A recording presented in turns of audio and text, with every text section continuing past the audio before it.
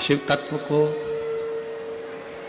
जानना है तो हमको और आपको भगवान की जो अविरल लीलाएं हैं, पशु को जन्म देने वाला भी वही है, पक्षी को जन्म देने वाला भी वही है, जलचर, थलचर, वायुचर में जो संपूर्ण जगत को संचलित कर रहा है वही शिव है।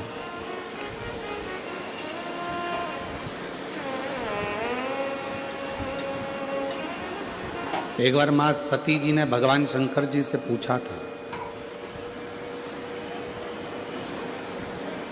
आपका निवास, संसार का व्यक्ति आपको ढूंढने के लिए बहुत दूर तक नहीं जा सकता, इतनी व्यस्तता का समय है कि इस व्यस्तता के समय में लोग बहुत दूर तक नहीं जा पाते हैं, बहुत दूर तक पहुंच नहीं पाते हैं। तो इस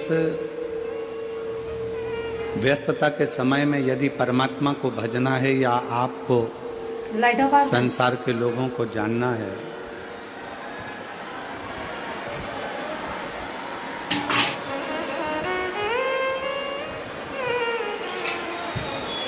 जानना है, भगवान शंकर की अविरल भक्ति को पहचानना है, तो हम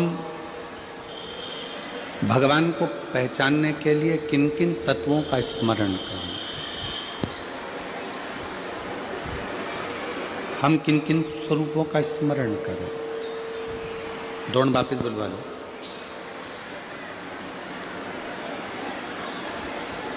क्योंकि शिव भक्ति एक ऐसी भक्ति है जिसमें भगवान शंकर को जिसने पहचान लिया, भगवान शंकर को जिसने जान लिया, फिर इस संसार सागर में उसका दूसरी बार जन्म नहीं।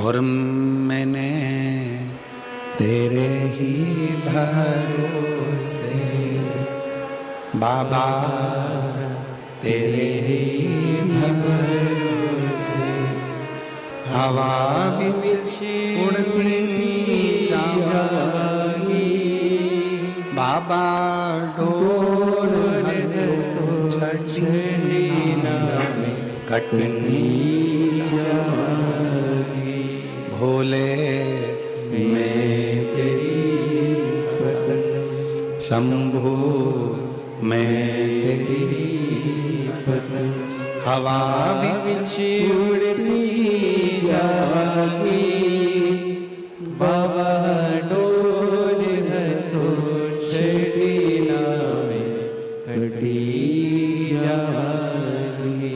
तो सती मैया ने भगवान शंकर जी से एक प्रश्न किया।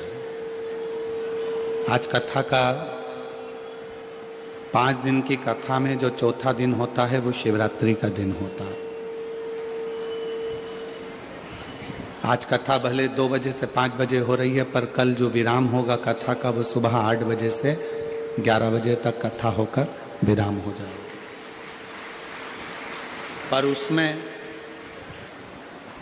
जो 7 दिन की कथा होती है उसमें छठा दिन, और 5 दिन की कथा होती है उसमें चौथा दिन शिव के मिलन की शिवरात्रि का माना गया।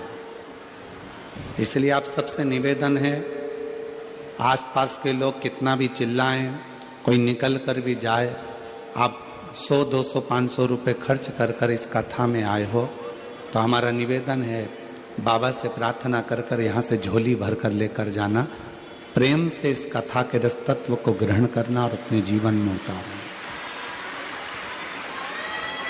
बड़ी मुश्किल से ये कथा, वो तो श्री परिवहन मंत्री श्री माननीय प्रताप इंदर भाई बाबूराव सरनाइक जी को मैं धन्यवाद दूं, जिन्होंने इस मीरा भयंदर में मुंबई में कथा कराकर सारे मुंबई वासियों के हृदय में शिव भक्ति का संचार किया। सती कह रही हैं, भगवान शंकर से सती माता प्रश्न कर रही हैं, और सती माता भगवान शिव से कह रही हैं कि संसार के जितने जीव हैं ये बहुत दूर तक नहीं जा सकते।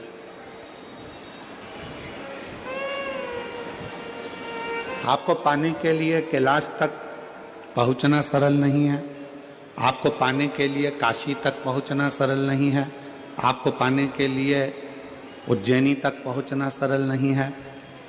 संसार का मनुष्य आपको उसके नजदीक में ही प्राप्त कर ले, ऐसा कोई स्थान बताइए, ऐसी कोई जगह बताइए। 3 जगह हैं जहां पर मेरा ओघड़दानी हर रूप में आपको मिल जाए। पहले नंबर पर है जल, दूसरे नंबर पर है जंगल और तीसरे नंबर पर है जमीन।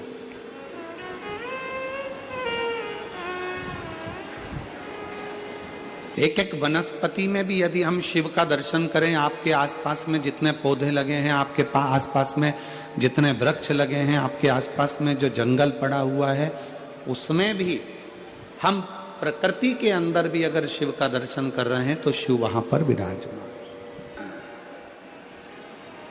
मेरा ओघड़दानी जल तत्व में विराजमान है।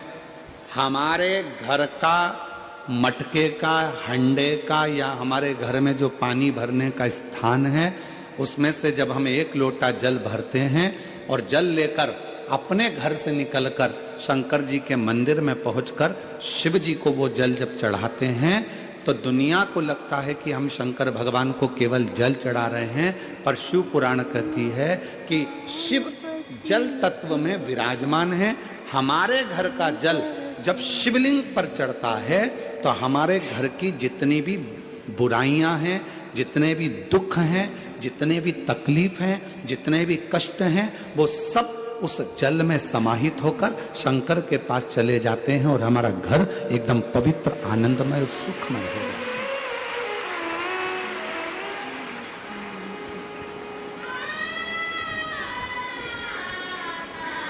शिव जल तत्व में, भगवान शंकर जल तत्व के भीतर।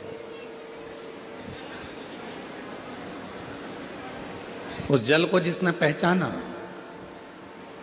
उस जल को जिसने जान लिया, उसकी जिंदगी सार्थक हो गई।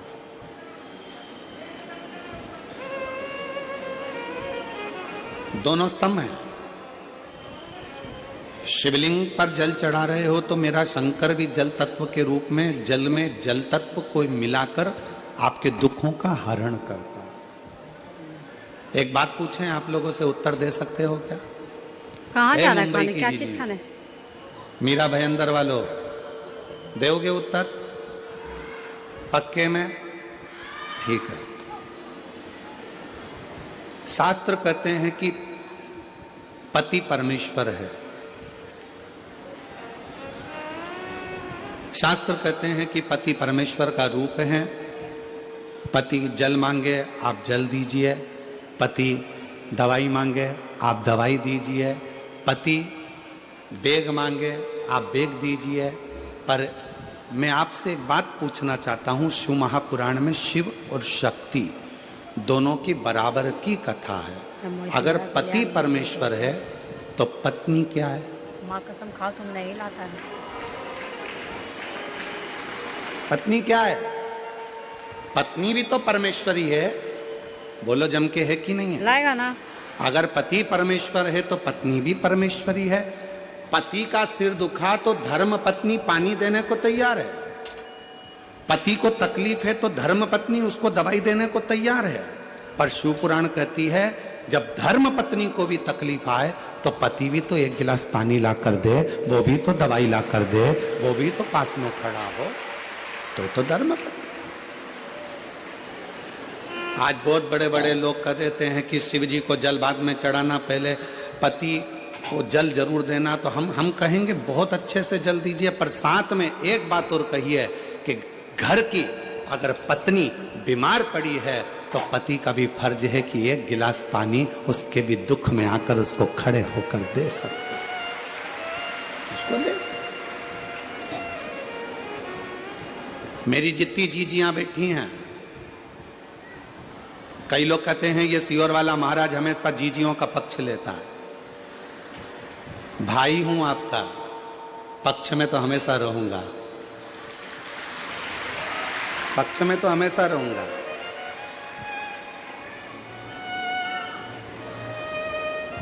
पूरे महीने अगर मेरी बहन, मेरी जीजियां आपको पानी दे सकती हैं, आपके लिए भोजन बना सकती हैं, पूरे महीने मेरी जीजियां आपके लिए सब दे सकती हैं, तुम भी उनके लिए प्रसाद बना सकते हो, तुम भी उनके लिए सहयोग कर सकते हो।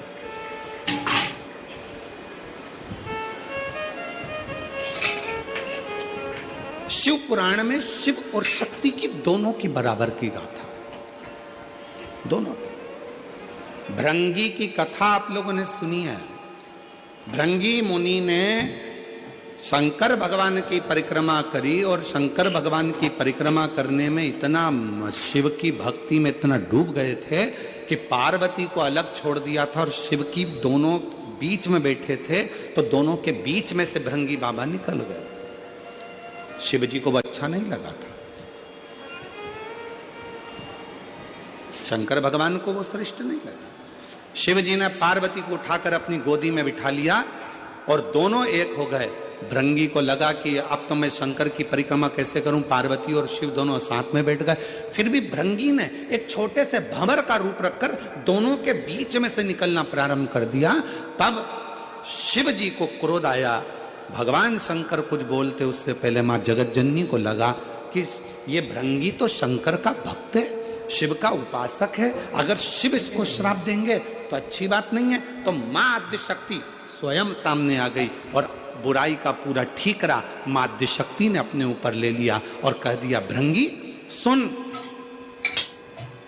एक मनुष्य के शरीर में हड्डी जितनी अस्थियां हैं ये उसके पिता की दी हुई होती है, और मनुष्य के शरीर में जितनी मांस है, रक्त है, पीप है, ये शरीर में जो रक्त है, मांस है, ये पीप है, ये सब उसकी मां का दिया हुआ होता है।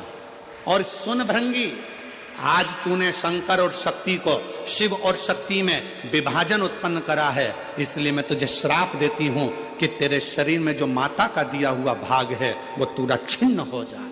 अब हुआ क्या कि भृंगी पूरा की पूरा हड्डी का ढांचा बन गया, पूरा हड्डी का। आप लोग देखना, शिव जी का फोटो देखो या शंकर भगवान की बारात का फोटो देखो या कोई वीडियो देखो तो उसमें दिखेगा एक हड्डी कंकाल जैसा एक व्यक्ति चल रहा है, उसके 3 पांव हैं, उस भृंगी के 3 पांव हैं, उस श्रृंगी भृंगी के 3 चरण हैं, उस श्रृंगी भृंगी के 3 चरण, और वो श्रृंगी भृंगी के जो 3 चरण थे उस क्यों थे?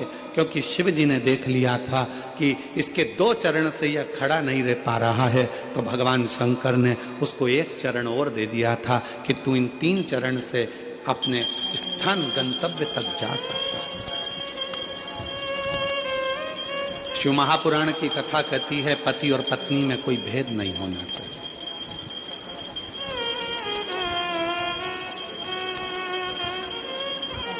और पुरुष में कोई भेद नहीं होना चाहिए।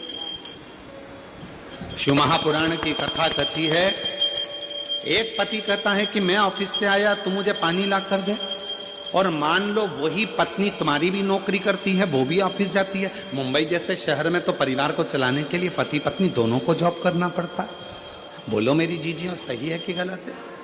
मुंबई जैसे शहर में अगर रह रहे हैं, कितना कितना खर्चा है, जरा विचार करिए। लाइट का खर्चा, गैस की टंकी का खर्चा, फ्लैट का खर्चा, पानी का खर्चा, वॉचमैन का खर्चा, कितना खर्चा, गाड़ी का पेट्रोल डीजल का खर्चा, कितना खर्चा है मुंबई में। अगर छोटे गांव में, छोटे शहर में थोड़े में काम हो जाता है, तो मुंबई जैसे, दिल्ली जैसे, बेंगलोर जैसे, हैदराबाद जैसे बड़े शहर में थोड़े में काम नहीं होता। यहाँ तो जितने घर के सदस्य होते हैं सबको मेहनत करना पड़ती है। यहाँ घर में जितने सदस्य हैं सबको काम करना पड़ता है, तब जाकर घर चल पाता है। दुनिया के लोग कह जरूर देते हैं मुंबई रहते हो, दुनिया के लोग कह देते बेंगलोर सर्विस कर रहे हो, तुम्हारा लड़का मुंबई में सर्विस कर रहा है, तुम्हारा लड़का पूना में सर्विस कर रहा है, तुम्हारा लड़का बेंगलोर में सर्विस कर रहा है, पर वो बेंगलोर में सर्विस करने वाला, मुंबई में सर्विस करने वाला, हैदराबाद में सर्विस करने वाला, उस पुणे में सर्विस करने वाले उस लड़के से तो पूछो कि उसको अगर 50,000 रुपए महीना भी मिलता है, 60,000 रुपए महीना भी मिलता है, तो उससे पूछो कि उसका कितना रुपया बच पाता होगा। मालूम पड़े एक महीने में धीरे धीरे धीरे धीरे पूरा खर्च कर देता होगा, कुछ हाथ में नहीं रह पाता होगा, तब विचार करता होगा कि थोड़ा बहुत मेरे बच्चे की पढ़ाई में कहां से लगाऊंगा। कहना सरल है, बोलना सरल है। तो यहां तो पति और पत्नी को दोनों को साथ चलना पड़ता है, पति और पत्नी को दोनों को साझा कर कर चलना पड़ता है, यहां दोनों को मेहनत करना पड़ती है। भेद क्या? पति ऑफिस गया, पत्नी ऑफिस गई। पति क्या आस लगा कर बैठा है कि मैं घर जाऊंगा तो मेरी पत्नी मुझे चाय बना कर दे, मेरी पत्नी मुझे पानी ला कर दे। तो पत्नी भी तो बेचारी सोचती होगी कि आज मैं घर जा रही हूं, बहुत थक चुकी हूं। जितना पति थका होगा उतनी वो भी थकी होगी। उसके मन में भी भाव आता होगा कि कोई तो हो जो मुझे एक गिलास पानी का पूछ ले। अगर वही पत्नी अपने मायके में नौकरी कर रही होती, अपने मायके में रह रही होती, और जब नौकरी कर कर घर आती तो वो माँ उसको कहती, बेटा थक गई होगी, ले एक गिलास पानी पी ले, मैं जब तक चाय बना कर लेकर आती हूँ। उस पत्नी को अपने मायके की याद आती है जब वो अकेली हो जाती है। तो शिव कथा कहती है, पार्वती जी का संवाद कर रहा है, सती माता का संवाद कर रहा है। एक श्रेष्ठ पति की गणना क्या होती है, एक श्रेष्ठ पति कैसा होना चाहिए कि धर्म पत्नी जो तेरे साथ ब्याह कर कर आई है उसको मायके की कभी याद ना आवे, और तेरा संग ऐसा मिले कि उसका मान सम्मान और इज्जत दोनों बढ़ती चले, दोनों का सम्मान। एक लाइन आप लोगों ने सुनी होगी, आप तो फिल्मी दुनिया के लोग हो, मुंबई जैसे शहर में रहते हो, गाने तो आप गुनगुनाते रहते हो। तो एक गाना और आपके जीवन में गुनगुना रहे होगा आपने, मायके की कभी। पवित्र कथा, कितना पवित्र भाव, कब मायके की याद नहीं आएगी। लड़की को ससुराल जाने के बाद मायके की याद कब नहीं आती? जब उसका पति उसका आदर करता है, जब उसके परिवार वाले उसका सम्मान करते हैं। और हम करेंगे, याद रखना, पति आपका आदर करे, आपके ससुराल आपके परिवार वालों का आदर करे, तो आपको भी उसके परिवार वालों का आदर सम्मान दोनों को बरकरार रहे, दोनों को।